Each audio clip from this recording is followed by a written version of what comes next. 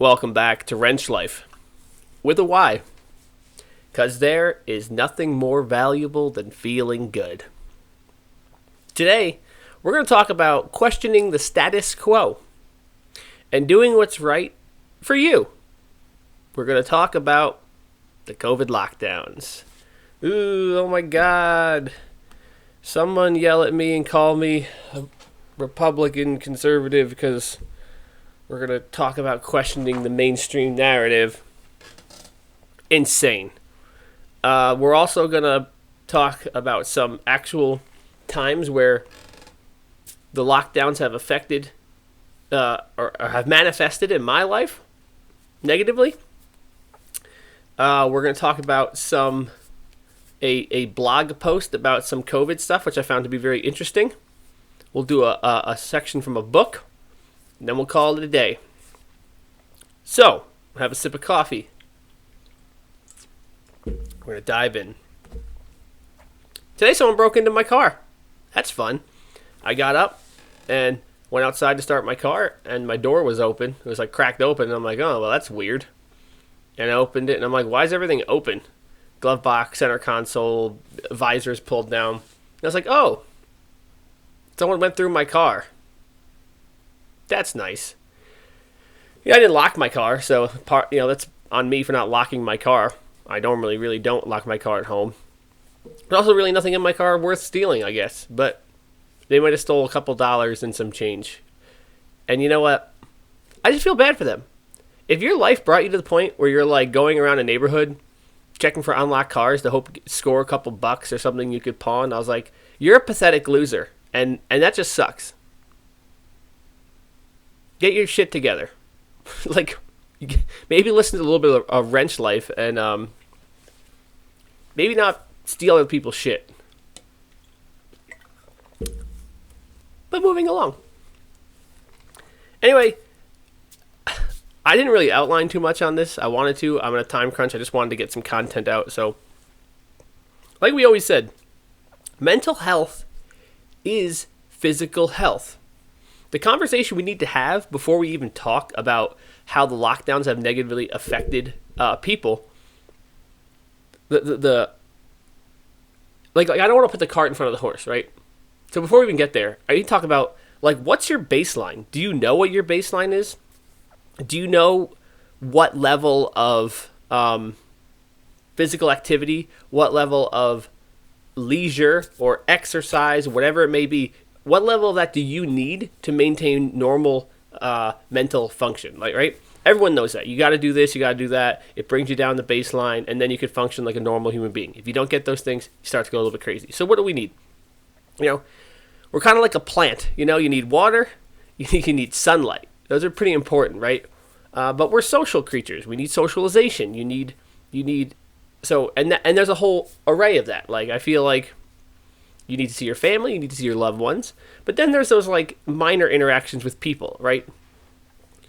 Humans are more sensitive to negative emotion than positive emotion, for sure. And I think it's very easy to fall into a negative mindset about the world. And going out every day and interacting with people and seeing that people are just normal people trying to get around, trying to do their thing, kind of eliminates that thing in your head where you think everyone sucks. And maybe everyone does suck, but I think socializing with lesser known people helps you to bring it down and be like, oh, okay, we're all the same, just trying to live our lives. Cool. Great. Second, you got to do something. You got to have hobbies. Like I said, sunlight. You got to go outside, whether it's going to the park, whatever your activity is. I firmly believe you need to have this activity in life that is somewhat physically engaging, that gives you the mental space to, have some thought. You can call it a meditative space. You could call it whatever you want.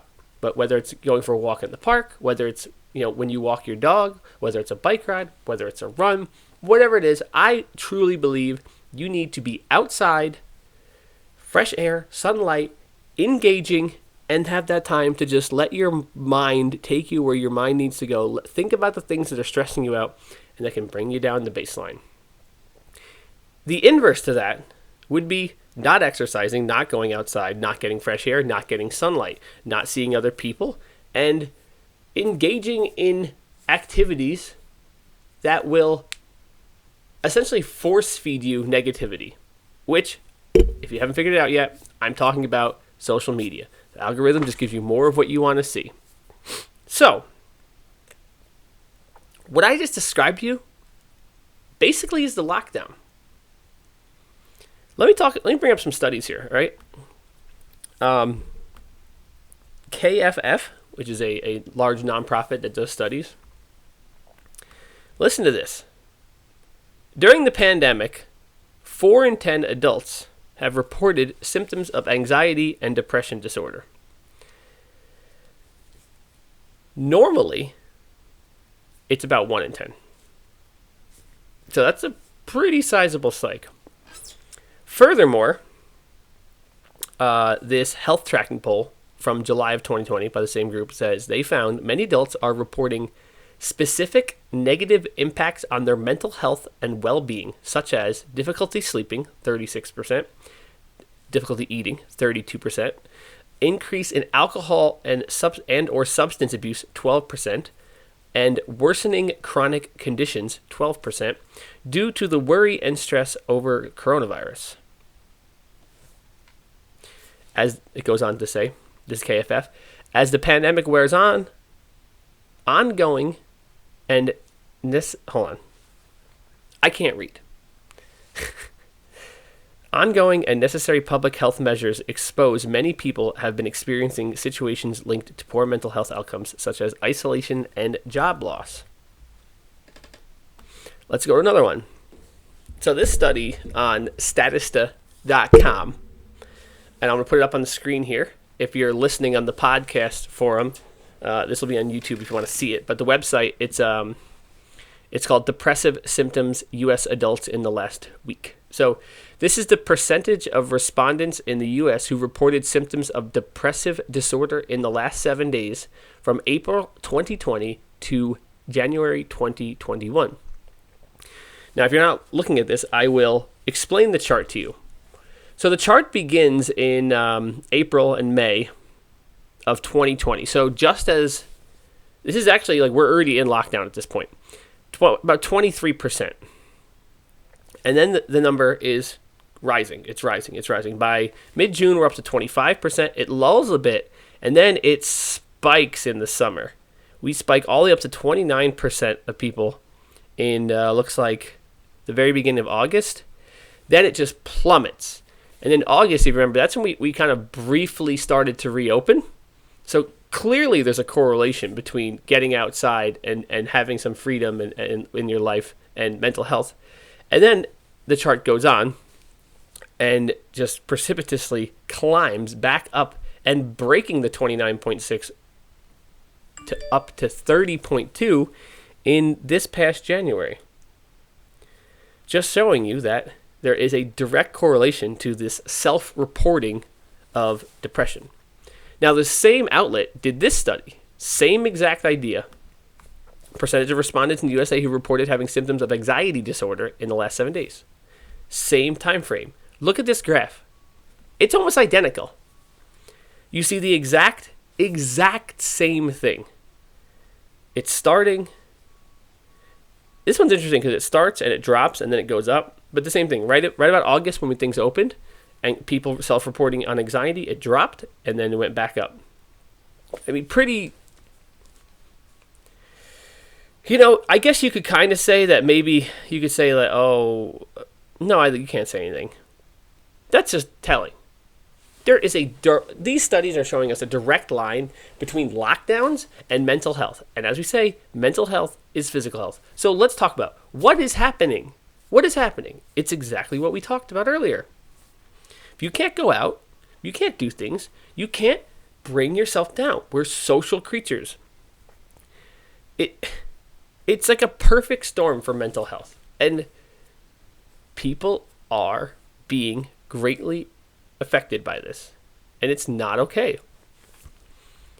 I will actually bring up 2 specific instances where this actually manifested in my life directly. My cousin called me the other day, and she was crying, and she's had some bad luck lately, and luck is always relative, but it's this, it's that. I'm stressed out at that. Their dog died, which is really sad, and we haven't seen much of the family, and we're not going outside, and I'm like, you gotta do something, It's like, I was like, it's been almost a fucking year. You haven't seen your family, and then I'm not gonna get into specifics on it, but if you're afraid to see other humans, this is the logical conclusion of that. Furthermore, I heard this from more than one person when I say, dude, just go outside. Yeah, you can't. I mean, it might be tough to be around people and some of your older family, but go to a park, go for a walk. But Dave, there's snow outside. It's cold. Give me a freaking break.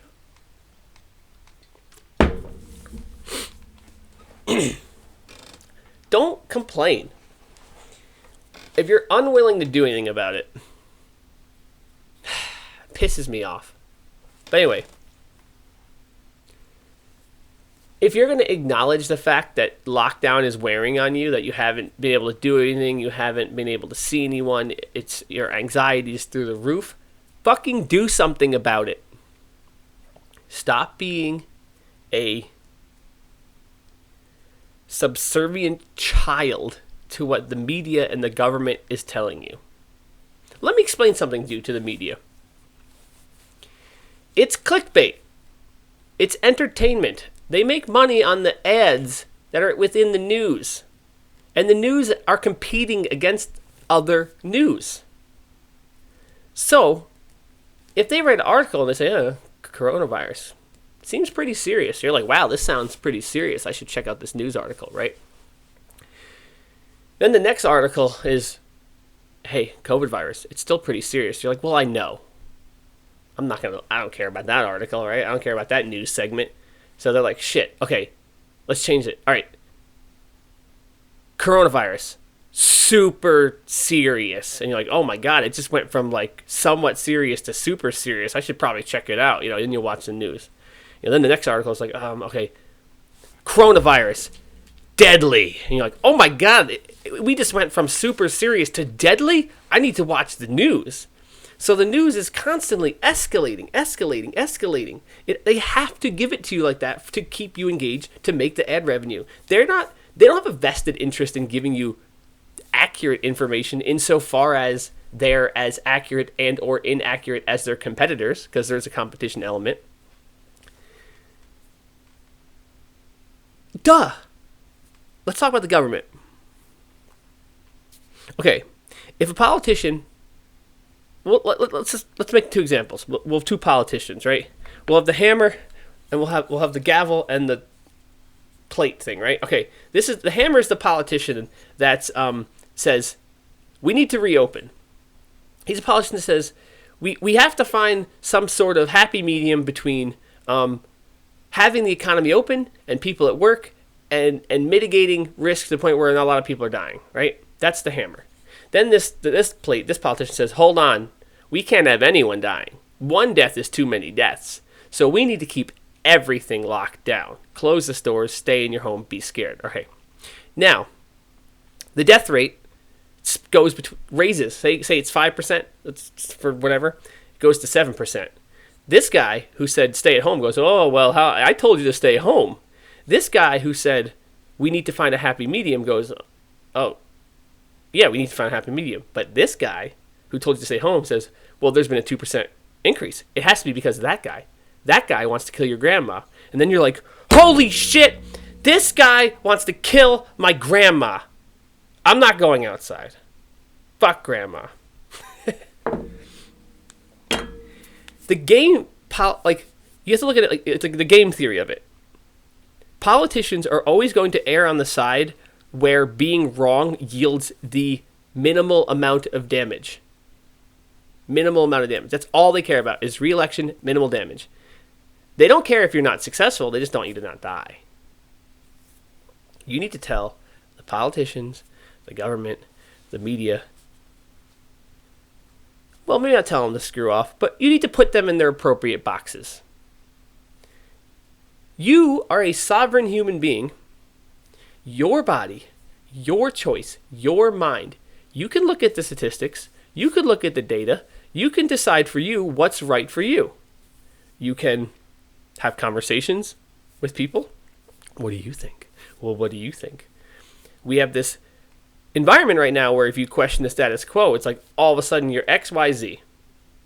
XYZ. They made everything partisan. If you want to question any of it, oh, now you're an anti-vaxxer. Now you want grandma to die. Now you're a science denier. I don't even get started on the science denier nonsense. But you have to look at those things. Put them in their appropriate boxes. Okay, this is what the government says and the politicians say, and this is what their goals are, and this is what the media says, and this is what their goals are. So there's valuable information in all of those things. You need to use that, come to your own terms, and figure out what's best for you. I told my cousin, if you're at the point now where like you're crying and your anxiety's to the roof and you can't control it, you need to look at those the lockdown rules that you've adapted for yourself. And say,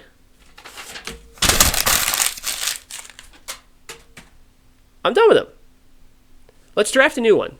Let's find a happy medium between that and what I used to do that gives me enough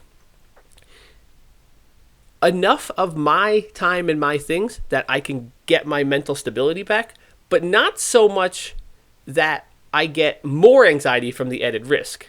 But part of that is to put the risk in the appropriate, assess the risk in an accurate amount, right? Which will bring me to my last section of the podcast today, where I'm actually going to talk about a blog post about a bunch of COVID statistics I found very, very interesting. I'm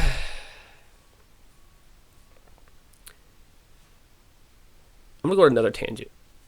There's a former Democratic Congresswoman, Tulsi Gabbard, who ran for president. I think she was the best candidate we had to offer. The establishment didn't want her because they're corrupt and cronies. But one of her last things she did in Congress was looked at the FDA research, the studies on the COVID vaccine. And what she saw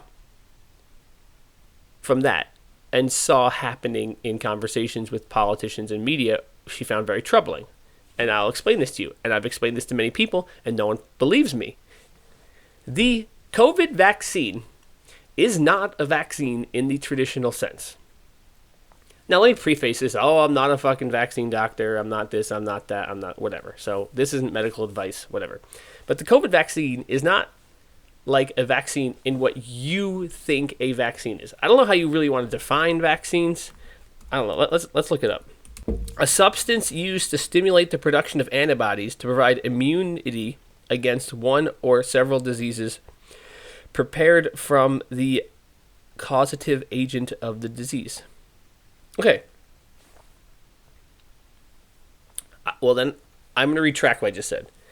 The COVID vaccine is a vaccine by this definition. The COVID vaccine is not a vaccine by what you think a vaccine is. It's a little bit of a semantic. We all think a vaccine is you take it, you have the antibodies, you cannot get it. That is not the case. The FDA trials on the COVID vaccine were what they were looking for, what they were studying, and what they concluded them to be was that you could take the vaccine, it gave you the antibodies, and for a period of time, it would limit the severity of COVID. Not that you could not get it, not that you would not get sick, not that you would not transmit it, only that the severity of it would be diminished. That's what they studied. So, former Congresswoman Tulsi Gabbard proposed, I think it was a motion or a bill or whatever it was. I should have researched this, but basically said, hey guys, this is what the study said.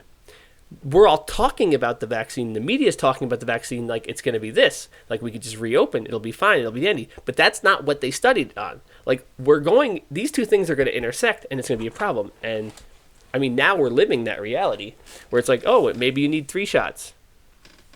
What?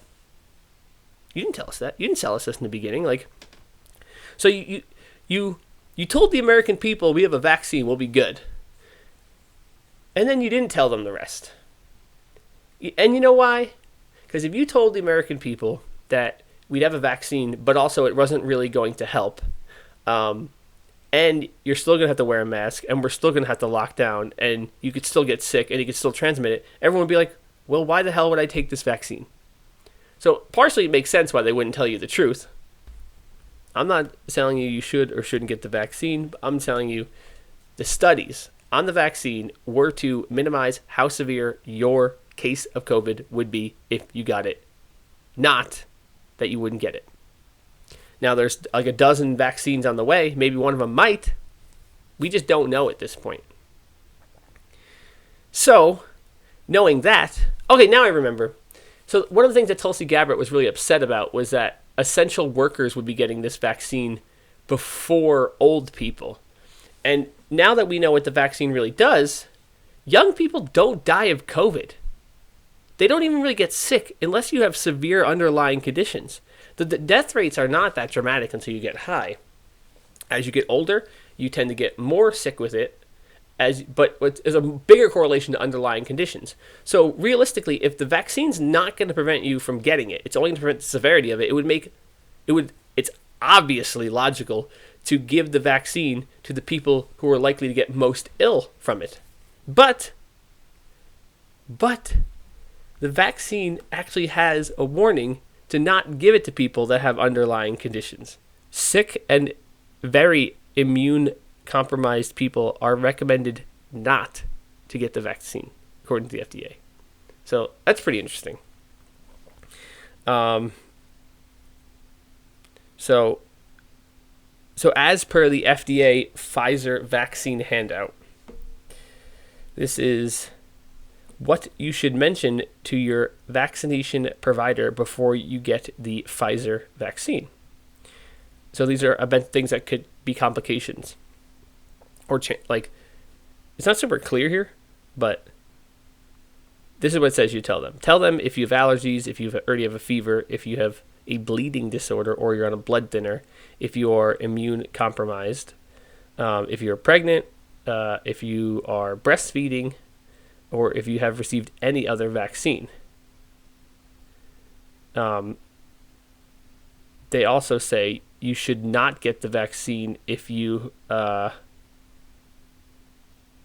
had severe allergic reactions to any other vaccine or any of the ingredients in the vaccine.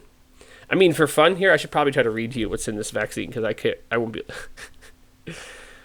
Hydrobiaxylutolate, lanzanidine, bihexanine, hexyl disanodate, dititriselemetanidide, distilleroyl cinelaglycol 3. I can make a video just trying to read these things. But anyway, so I guess to bring it back around, where I'm pulling this info off of was the blog post I mentioned earlier. So there's the website's nutritionwithjudy.com, and that's her Instagram page as well. I became aware of her because she got into the carnivore thing, and she does really, really awesome infographics that break down all the micronutrients in food. They're really, really helpful. She swears by carnivore. She just released a book recently. I'll put it right here. I haven't read it yet. It's on my list. And she put together this she put together this blog post all about vaccines, COVID vaccines, some of the paradoxical information about vaccines and who shouldn't get them and what the risk factors are and stuff. Pretty interesting read. This would be nursewithjudy.com, and it's called Efficacy of the COVID-19 Vaccine. And I want to go through this real quick and point out some interesting stuff. Hold on. Let's see. So she goes into this. Again, I'm not a fucking doctor. But she does a little bit of writing about this. Remember the hydroxychloroquine thing, and how it seems to be pretty effective, albeit not enough studies to really verify it. And she actually mentions how it kind of just became like a political thing. I think in here she had some. It's all. This is all really sourced. So the Lancet, a premier medical journal, put out a study saying that hydroxychloroquine was not helpful, right? And that was right when everything was going on, and Trump said hydroxychloroquine, blah, blah, blah, blah. Well, it turns out they later and quietly redacted the entire study. So the big thing the media was citing to say that hydroxychloroquine wasn't effective ended up being redacted entirely, but you never heard about that, did you? Pretty interesting. And then she has some graphs in this where they kind of, so people, let's see, what's it say? Judy does say that, that these are small studies and they need to be more info, but it looks like, what's it say? Late treatment, 74% of studies report positive effects. That's pretty sizable. Especially for something they tried to say was not helpful at all. Now, I'm not a doctor, but this is just what's out there. Another study of early treatment with hydroxychloroquine said that 100% of studies report positive effects, 67% in the meta-analysis. A meta-analysis is when they take a whole bunch of different studies and then they compare all the statistics of all the studies in one particular thing. So, in light of what we're looking at, that's a number where it's something worth investing. Then there's this other drug, invermycin, which has been talked about a little bit. In a really small study of 60 COVID patients, 100% of them got better in less than 1 week. That's a crazy study.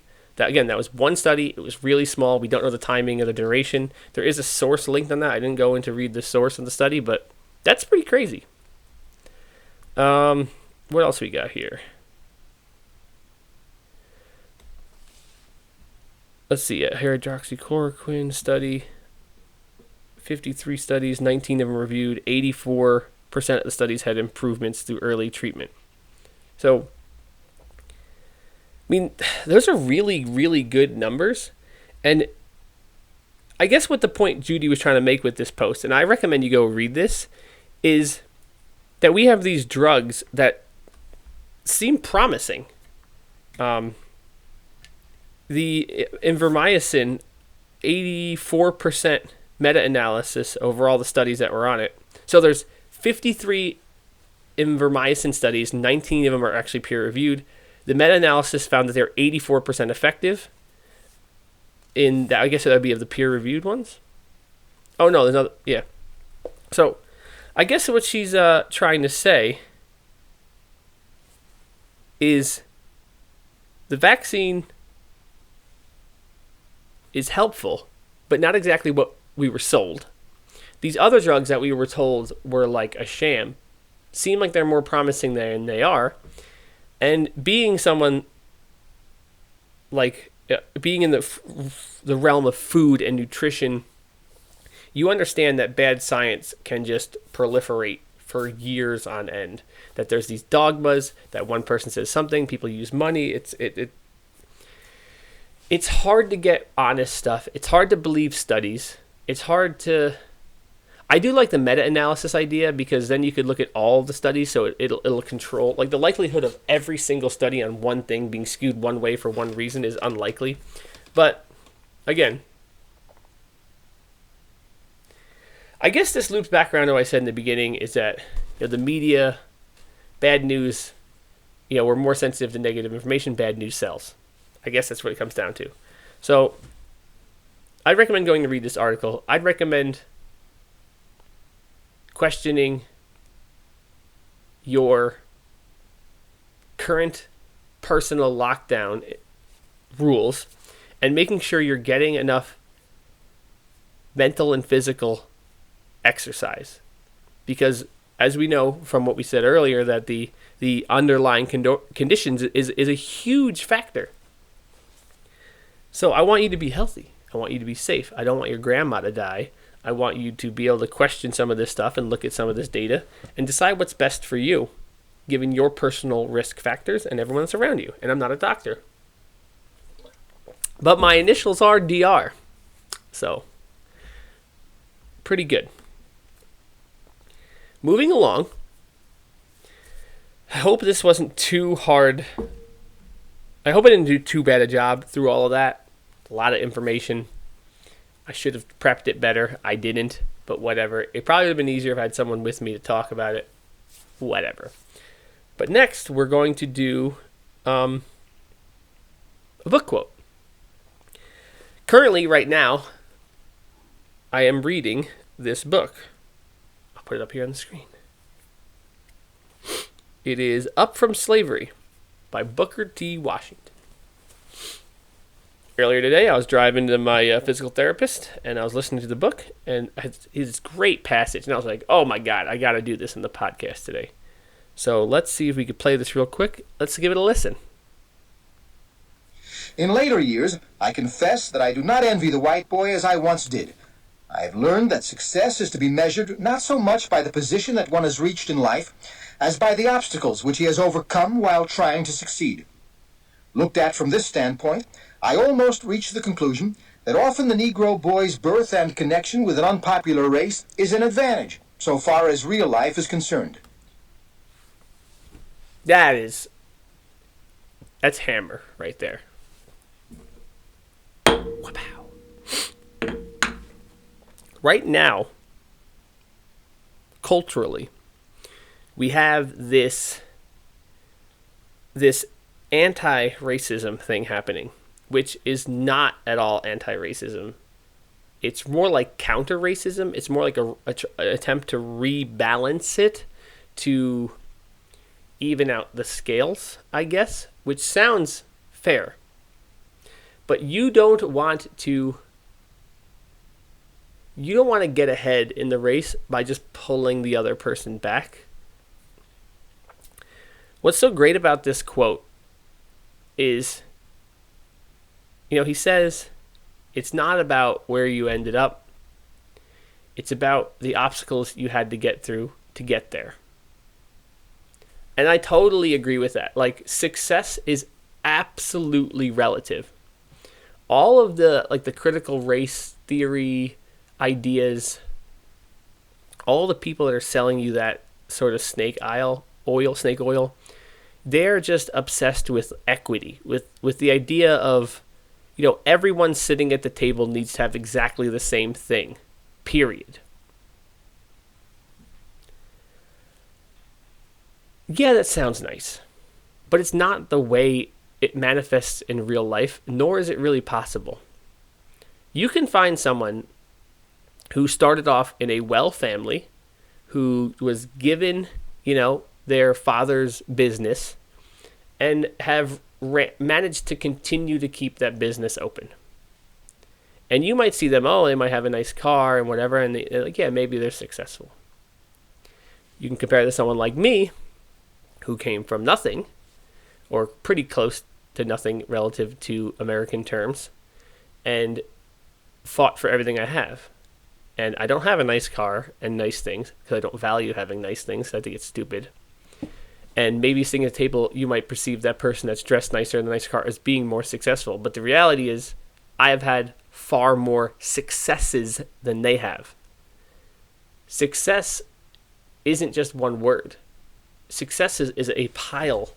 It's a pile of small successes you've had that builds up to become this thing that you could stand on and be like. So although the person with the nicer car or the bigger business it may appear as though they are standing on a higher pile of success, the reality is they didn't build that. Someone else built that, and you could say that maybe, that's their privilege. But it's not. See, the thing is, it has to be relative to you, in your head, in your brain. your standards. What you'll notice about people that are very successful, actually successful, is they generally don't care about other people. They don't care about other people's versions of success. The truly successful people, the people that are truly doing it, you're like Elon Musk's out there, they don't care what other people think is successful. Like, to be an actual entrepreneur, which is a word that all entrepreneurs actually hate, and only people that actually aren't entrepreneurs love to use. Entrepreneurs are people that can look at something and say, fuck it, I could do that. And then they do it. They're not afraid to stack those successes. They're not afraid of the failures because they know they have a pile of successes. That guy that looks successful, he's probably way more fragile than someone like me that has had all those failures and all those successes. That guy has had less successes. He's had less failures. Therefore, his failures feel more dramatic. I have lots of failures, but I have lots of successes too. Doesn't bother me. That's part of the process. So I'm going to play this quote again, just because it's just so good. In later years, I confess that I do not envy the white boy as I once did. I have learned that success is to be measured not so much by the position that one has reached in life, as by the obstacles which he has overcome while trying to succeed. Looked at from this standpoint, I almost reach the conclusion that often the Negro boy's birth and connection with an unpopular race is an advantage, so far as real life is concerned. I love that he opens it up, or when he first says, what is it? I used to think the other way, right? In later years, I confess that I do not envy the white boy as I once. In later years, as I once did. There's a maturity to that. It's so immature to look at people that have more than you and be like, that's not fair. I should have this. Well, go get it. Go get it. And obviously, this is just a preface. Obviously, there has been systematic and institutional things that have really held back groups of people for a long time. I'm obviously not downplaying any of that. But you need to, just like in the beginning of this podcast, find out what works for you mentally and physically. Same deal. It's about you. It's in here. It's in your heart. It's what you want. It's what you want to do. And you got to go out there and you got to do it. I always say this, and I think this is a great place to end today, is that factually, empirically, totally, we live in the greatest time and place for humans ever. Period. Stop. Take a deep breath. Think about that. Everything we have is so much. We have so much more now than we had 20 years ago, or 50 years ago, or 100 years ago. 100 years ago, it's like running water wasn't super, super common everywhere in this country. We have come so far. We have so much. We live in one of the most egalitarian societies that have ever existed. We have so much science and medicine and entertainment. We have so much access to cheap and affordable goods. I think that's the place we need to start all conversations and say, yo, we're doing a pretty good job, but we could do better. Let's build on our successes. Not this stance where, capitalism is bad and evil, and America was founded on nothing but negativity, and, we need to tear down these institutions. And it's like, wow. And then what? You don't even have a plan. We could take all the good things we have, focus on what's good, and build up their weak points, make their strong points better. As I said multiple times in this podcast, humans are more sensitive to negative emotion. And you need to use your frontal cortex, your later evolved brain, your humanity, to override that sensitivity to negative emotion in your brain. To override things like hate and jealousy and anger. And treat everyone fairly. And when I say everyone, you know what the most important everyone is? It's yourself. Treat yourself fairly. When I read, I forget what book it was at this point, there was this really interesting point. Every day, you make hundreds of economic transactions between people, other people. Everything you do is an economic transaction. Because economics is the study of basically everything. But there's one person that you make probably 75 to 90% of all of your economic transactions with, and that is your future self. I think that's a context that we should all take seriously. That everything you do, you're trading with your future self. They call it time preference. There's a lot of different economic terms for that, but I think it's really important, both in the context of everything we've talked about today. Locking yourself up in your house for months on end, not seeing your loved ones, not getting exercise, not getting fresh air and sunlight, and not living the life you want to have, not having that freedom, is going to really, really hinder your mental health. I feel like you're just going to you're going to curl up into like a snail and not do anything. Be better than that. Be smarter than that. Find an amalgam that works for you. Because it's your life. You only get one shot at it. Take precautions. Be safe. Be healthy. The biggest, most important thing you can do to not die of COVID is to be healthy, not have underlying conditions. So put down that can of Coke, all that sugar and that garbage, and, wrench your life a little bit. And maybe, just maybe, I could see you on the other side, buddy.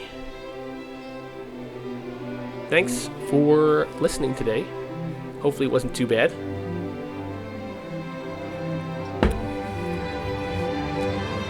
I should have done a better job, but I didn't.